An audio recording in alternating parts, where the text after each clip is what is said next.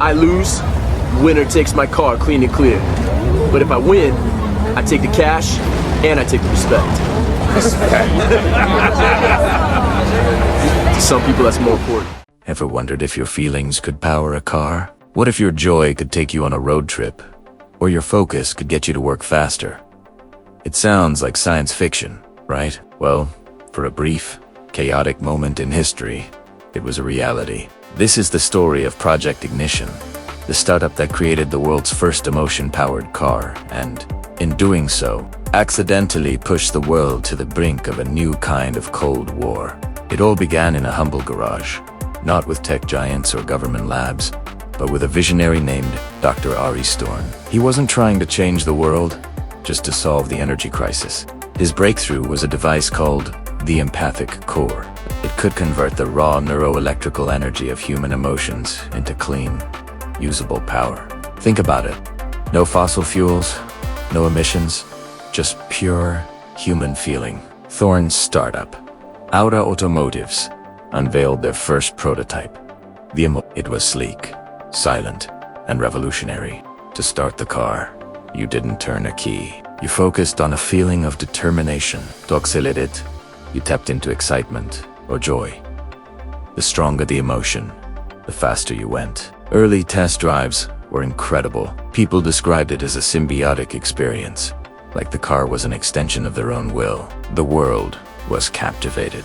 Aura Automotives became an overnight sensation, and pre-orders for the Emotive shattered all records.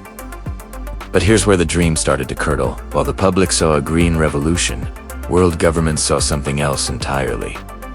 A weapon. They realized the empathic core technology wasn't just limited to cars. What if you could power a city with the collective hope of its citizens? Or, more terrifyingly, what if you could power a drone with a soldier's focused aggression? The potential was limitless, and so was the danger. Suddenly, Aura Automotives was at the center of a global storm. Covert agencies began trying to steal the technology. Sabotage, corporate espionage, and diplomatic threats became Aura Storn's new reality. He had wanted to give the world a gift, but instead, he had handed it a new, terrifying arms. Race a Cold War, fought not with missiles, but with manipulated emotions. Nations started pouring billions into their own emotional energy programs. Propaganda shifted from patriotism to promoting specific emotional states. Be joyful for the nation. Focus for progress. Citizens were no longer just people. They were living batteries. The technology meant to connect us to our cars was now being used to control us.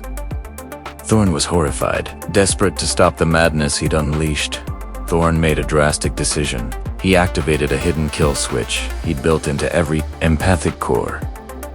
It was a complex data packet disguised as a software update. Overnight, every emotion-powered device on the planet went silent. The emotives stopped running. The experimental power grids failed. The military drones fell from the sky. The world was thrown into chaos, but a different kind. The Cold Tech War was over before it truly began. Aura Storn, Bonnie said, becoming a ghost in the machine he created. He left behind a world that had tasted the future and found it terrifying. Project Ignition serves as a chilling reminder that sometimes our greatest innovations can come from our best intentions, but the road to dystopia is often paved with them. What do you think? Was Thorn a hero or a fool? Let me know in the comments. Thanks for watching. If you enjoy diving into stories that blur the line between science and society, make sure to hit that subscribe button and ring the bell so you don't miss our next video. See you next time. The streets go quiet until the next ignition. Ask any racer, any real racer. It don't matter if you win by an inch or a mile. Winning's winning. What are you smiling about? Dude, I almost had you.